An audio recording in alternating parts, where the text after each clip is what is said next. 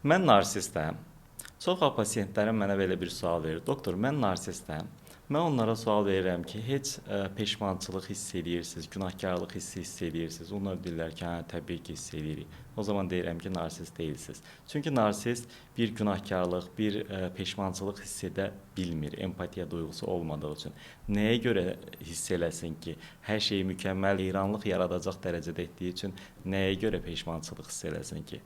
İndi isə valideynlərimizi fikirləşək. Valideynlərimiz bizə qarşı davranışlarında heç elə bir valideyn olubdumu ki, müəyyən bir nöqtədə öz uşağına sən haqlısan, mən sənə qarşı yanlış elədim desin.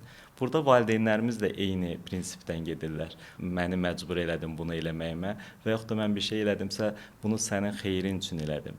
Ona görə də heç bir şəkildə özlərini tənqid eləsinlər, belə bir şeyə getmirlər.